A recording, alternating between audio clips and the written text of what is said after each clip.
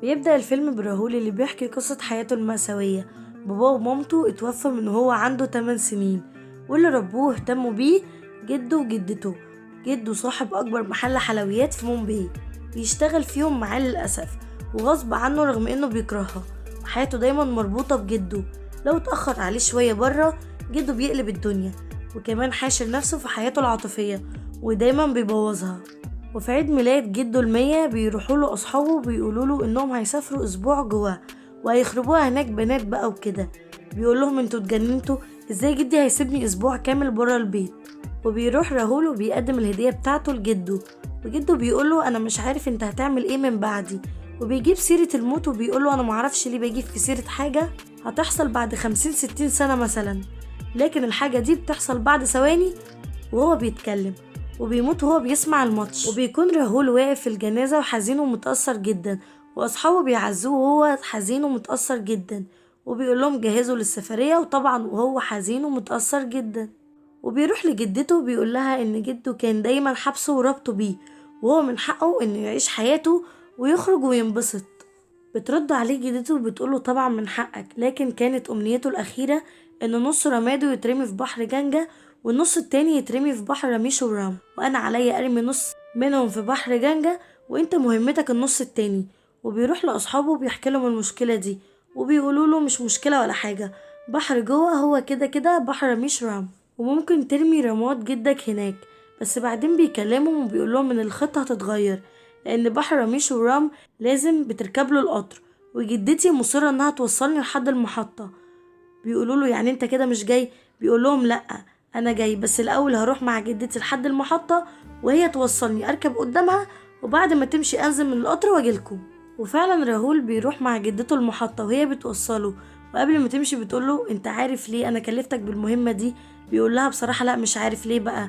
وبتقوله لاني ما اقدرش اثق في اي حد غيرك، وعارفة انك هتنفذ وصية جدك وهترميه في المكان المناسب. بعدين جدته بتمشي وبيركب القطر بيمشي بيه، وبعدين اصحابه بيكلموه بيقول لهم انه خلاص هينزل، وفعلا بيروح لهم وبيكون مبسوط جدا، لكن بيفتكر فجأة انه نسي رماد جده في القطر، وبيروح عشان يجيبه ولسه هينزل، لكن بيشوف البنت دي وبيساعدها عشان تركب القطر وبيسحبها لجوه، ولسه هينزل لكن بيلاقي شخص كمان محتاج انه يركب وبيساعده، واحد في التاني في التالت لحد ما بيكون القطر سرع وما بيعرفش ينزل، ومفيش قدامه غير حل واحد انه يسافر محطة ويرجع تاني.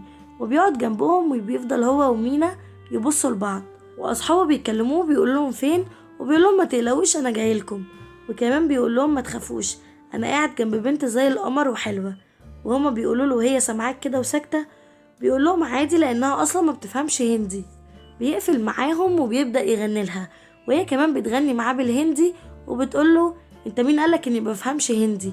وبتكمل كلامها وبالغنى وبتقوله ان دول خاطفينها ويشوف لها حل ان هو السبب في المصيبة دي، وبتقوله روح الحمام عشان عايزة استخدم تليفونك.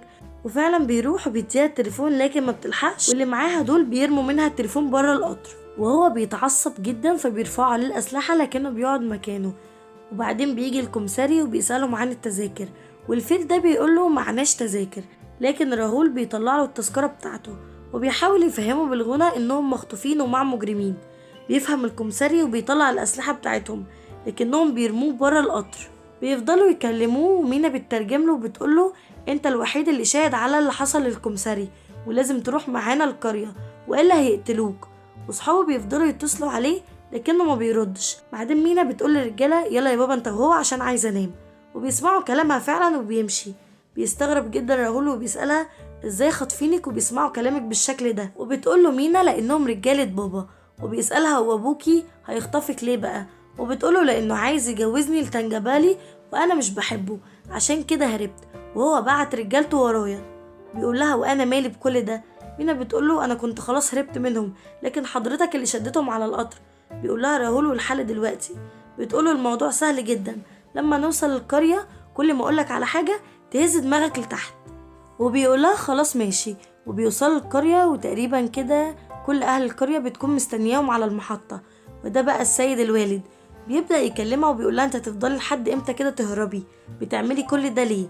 وبتقوله بص يا بابا بصراحة كده انا بحب واحد تاني، وبيسألها مين وبتشاور له على راهول، وكمان بتقول هو كمان بيحبني.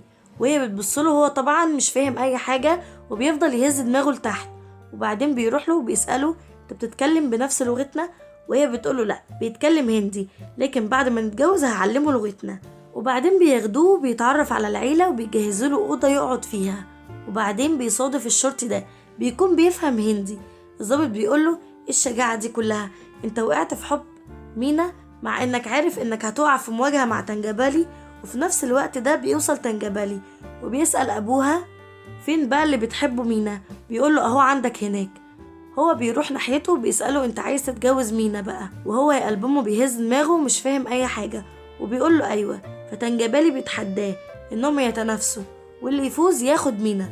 راهول بيهز دماغه وبيوافق وبرضه مش فاهم اي حاجة. بعدين الضابط بيقوله ايه اللي انت عملته في نفسك ده؟ بيقوله راهول مش عارف هو الدكتور ده كان بيقول ايه، بيعرفه انه تحداه يدخل معاه في خناق وانت وافقت. بعدين ابوها بيسخر منه وبيقوله هنشوف بقى مين اللي هيفوز فيكو.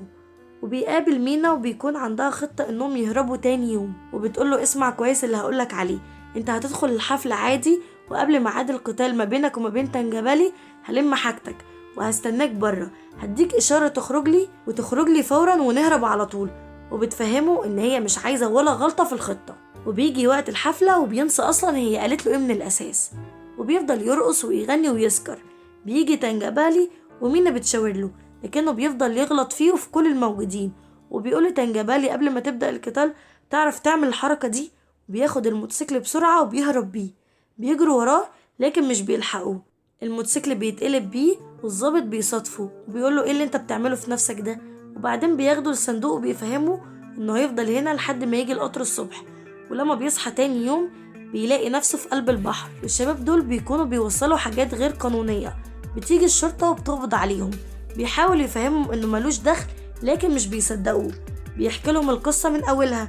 بيقولوا الشرطي اكيد سكان القرية يعرفوك واحنا هنروح معاك هناك ونسألهم، ولو طلعوا يعرفوك هنسيبك. في الوقت اللي بتكون خلاص مينا هتتجوز من تنجبالي بيوصل راهول على المكان والضابط بيسألهم اذا كانوا يعرفوه وبيقول لهم طبعا نعرفه عز المعرفة.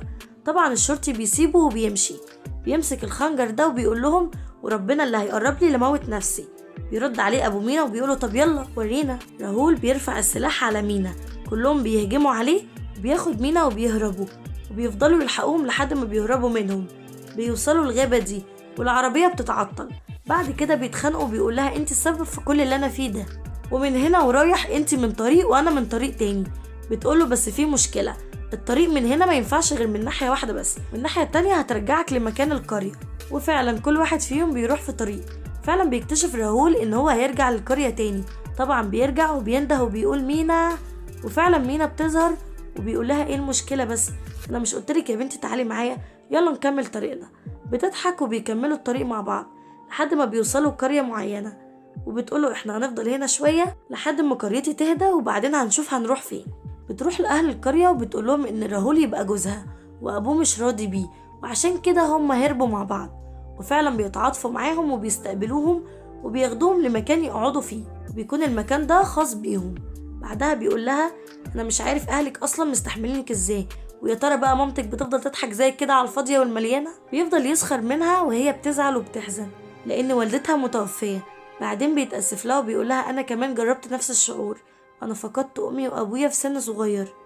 بعدين بيفضلوا يهزروا سوا وبيجي وقت النوم وهي بتفرش له فرشة في الارض وبيقول لها الفرشة دي لمين؟ بتقوله ليك طبعا عشان ما ينفعش ننام جنب بعض على السرير. وبيقول لها لو نمنا جنب بعض ايه اللي هيحصل يعني؟ بتقوله انت حر، انا حذرتك وماليش دعوة. بيقوم في نص الليل وبيلاقيها بتهلوس. بيرجع وبينام مكانه على الارض. بيقوم الصبح مش بيلاقيها. بيخرج بره بيلاقيها جاية من بعيد بتكون زي القمر. بيبدأ الاعجاب ما بينهم. بيسألها انت ليه لابسة كده؟ بتقوله عشان الطقوس النهاردة للمتجوزين ولازم نعملها عشان ما نتفضحش. وبتقوله لازم تشيلني وتطلع بيا سلم كبير جدا، هتقدر ولا اشوف حد تاني؟ بيقولها لا طبعا هقدر. وبياخدها وبيكتشف ان السلم ده عبارة عن 300 درجة وبيقدر يطلع بيها. وبعد ما بيوصلوا للآخر فوق بيقوله الشخص ده ان هو هيفضل يصونها طول عمره ويحبها ويحافظ عليها. الست دي بتقوله انه يحط زعفران على جبهتها وفعلا بيحط الزعفران.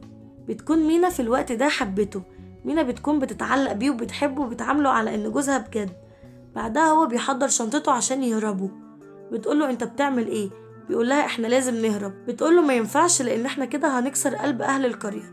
بيقولها شكلك انت اللي حبيت الكدبة اللي احنا ماشيين فيها وصدقتي انك مراتي بجد. بتتضايق وبتتجرح من كلامه، وبتقوله انت ما عندكش اي مشاعر، مفكرتش حتى في اهل القرية، ده لو حتى اي اتنين جم بعدنا ازاي هيثقوا فيهم او يساعدوهم بسبب اللي احنا هنعمله معاهم ده؟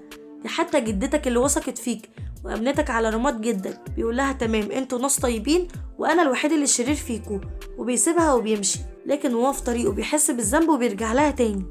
لكن مش بيكون لوحده، بيكون تنجبالي ورجالته معاه. اهل القرية بيحوشوهم عنهم وخلاص بيكونوا هيهربوا، لكن مينا بتدخل البيت تاني عشان تجيب رماد جده. راهول بيتأثر جدا بالموقف ده وفعلا بيقدروا يهربوا. بعدين بيجيب لها تذكرة عشان تروح مومباي. بتقوله وانت هتروح فين؟ بيقولها انا اتغيرت معاكي 180 درجة، بقيت بجد بني ادم وهروح عشان ادفن رماد جدي في المكان اللي كان بيتمناه.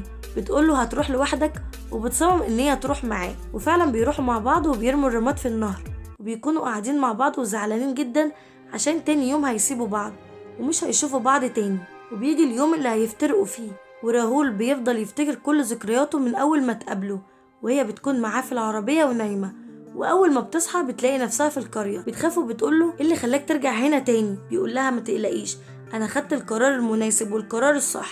بينزل من العربية وبيتكلم مع ابوها. بيقوله انت لو بجد بتحب بنتك مش هتخليها كل شوية تهرب.